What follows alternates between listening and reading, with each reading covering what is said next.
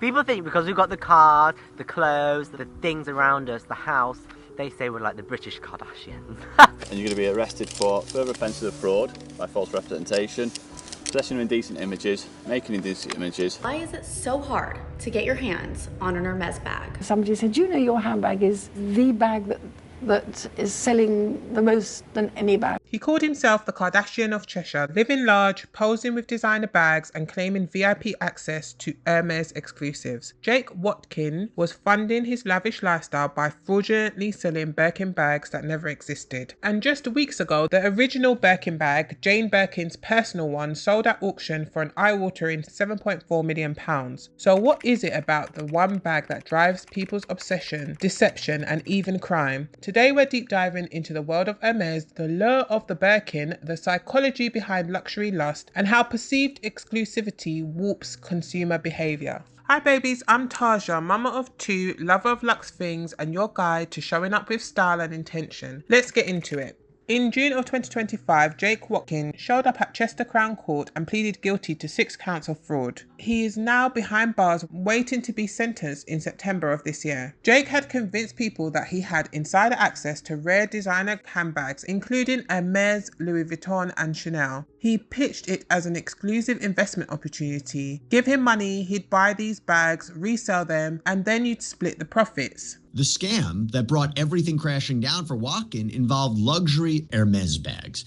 The bags can only be purchased directly from the company by select registered customers. If they're resold, they can sell for thousands and thousands of pounds. Now, to me, this sounds slightly suspicious. However, this tactic did actually work, and he was able to scam £200,000 from at least 6 victims. And Jake wasn't shy about displaying his profits all over social media. He definitely splurged on himself, spending over £139,000 on stays at the Dorchester in London and buying designer clothes, paying for fancy restaurants and first-class travel, all funded by other people's trust. If anyone was to look at that profile, you would see fancy hotels, luxury cars, designer clothing, and it created a following, and that following allowed him to create a ruse to be the fraudster we now know and convicted fraudster. It took some time, but eventually the police caught on. When they dug deeper, not only did they uncover fraud, but they also found indecent and extreme images on his phone. So there were even more charges stacked against him. And as we've discussed a few times on this channel, luxury influencer fraud seems to be something that is quite popular. Although Jake was caught in this instance, I would argue that there are probably tons of luxury influencers who are displaying expensive things online, who have managed to source these items using techniques that are unconventional, deviant and sometimes criminal. I don't think that posting consistent, extreme luxury focused content is sustainable, and I actually haven't seen many people be able to do it effectively over periods of years. So it was unsurprising to me here that Jake had managed to get his hands on all of this luxury using fraud. Our news feeds are consistently flooded with influencers who have been found to be lying. But what I did find interesting about this particular case was Jake's focus on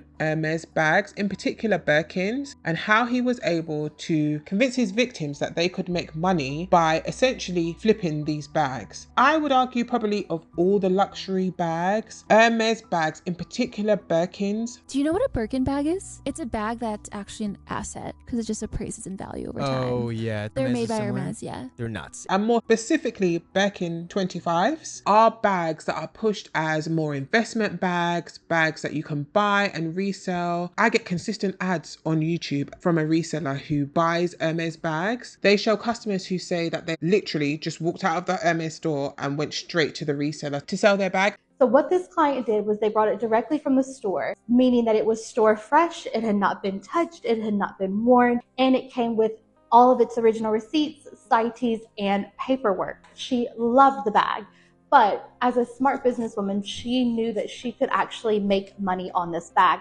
by keeping it in its pristine condition. That's exactly what she did. She was able to make money. And this isn't actually a completely ridiculous way of making money, because Hermès bags do generally hold their value. They actually tend to appreciate in value depending on the color and the type of leather and of course the condition. And so I'm not victim shaming here by suggesting that these people were foolish to believe that they could make money off of Jake's proposition to flip these bags, because I know that some people have full thriving careers reselling luxury. It was just interesting to me the amount of trust that the Hermès brand seems to have garnered from the general public. There seems to be a general belief that Hermès bags have some value. Now that sounds a bit strange saying, because of course they do, but ultimately a Birkin is just a bag, right? So the idea that you can get people to believe that these bags are worth thousands of pounds actually takes a lot of skill. And this thought was exasperated for me by the recent auction of the original Birkin bag at Sotheby's in Paris on the 10th of July 2025. Jane Birkin's very first Birkin prototype fetched a stunning 8.6 million euros, which is around 7.4 million pounds, making headlines as the most expensive handbag ever sold in Europe. The bag originated from a moment in 1984 where Birkin chatted with Hermès executive Jean-Louis Damas on a flight and sketched her dream tote, thus birthing the legendary Birkin.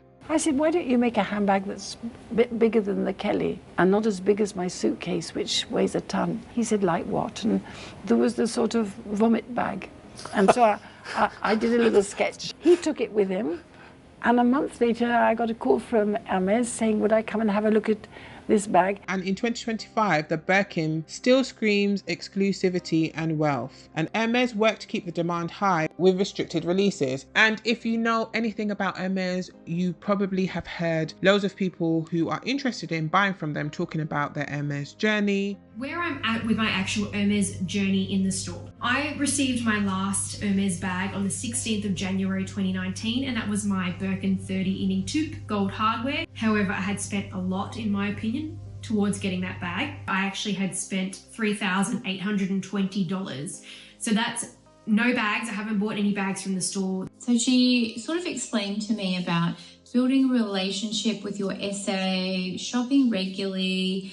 She didn't mention anything about spend or categories or anything, but you know, that's kind of like known now, but they don't say that to you actually to your face. They sort of more work around the like build a relationship with the SA kind of angle. This is not a sales technique that Hermès have admitted that they use. However, the general public have managed to figure out that in most cases, you need to have some kind of relationship with Hermès and a purchasing history. So you need to be able to demonstrate that you are committed to the brand, that you have an interest in the brand outside of the Birkin or the Kelly, and that you are actually going to wear your bag. Although they haven't admitted that they restrict buying in this way, I can actually understand in some ways why they do it, because of what we discussed earlier around some consumers buying Birkins or their more popular bags to literally just walk outside of the shop and go elsewhere and sell it to a reseller and make money on it. And so I think in an attempt to combat this, they try to make it so that customers almost demonstrate their loyalty to the brand by demonstrating that they like other things. Do you need to buy things at Hermès to get offered a quota bag? I would say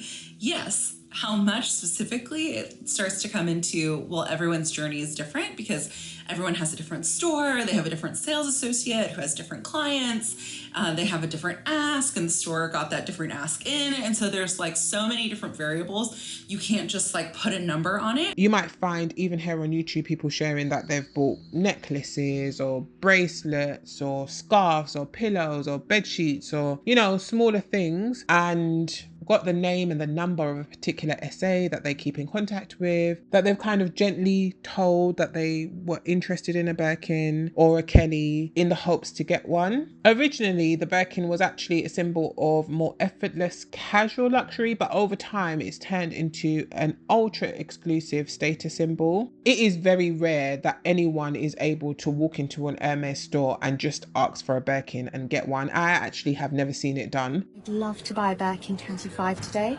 I'm sorry, madam, that's impossible. Oh my god, they have Birkins in stock. Oh, you probably can't afford that. I don't even know who you are. My name is Brandon. I don't care what your name is, or who you are for that matter. How much money have you spent here? And so there is almost like luxury gatekeeping that happens here, which actually has got a lot of people's backs up about that. Which, I mean, I can kind of understand why some people are irritated by the fact that you can't go in and spend money on something in the way that you want, especially when what you're trying to buy costs so much money. In some ways, it is absolutely ridiculous. However, they are a company who own the product. And so I almost controversially think that it's up to them, you know. The game is a bit ridiculous, but if there's people that are willing to pay the game, who is more ridiculous? However, I just found it very, very interesting that there were people who were willing to spend millions of pounds on a handbag. And I actually think the positioning, the PR, marketing or lack thereof that Hermès does deserves to be studied. They have actually managed to crack a nut that actually no one else has really been able to. And even though we are still in a luxury slowdown, Hermès continues to outperform its counterparts. You know, Chanel was trying to kind of put their hat in the ring, kind of compete, even Louis Vuitton in some ways with some of their more ridiculously priced bags. Ultimately, I don't think that there has been anyone, so far at least, who has been able to really provide a challenge for Hermès. And the position that they have been able to assume has even made it possible for criminals to scam based on hypothetical profits that they may be able to make. So I just found that really interesting. What do you guys think about the layer of the Birkin? Do you guys own a Birkin? Do you love the Birkin? Do you have any plans to make any purchases with Hermès? Are you interested in picking up a Birkin? Let me know what you think down in the comments below. Thank you so much for watching, and I will see you in my next one.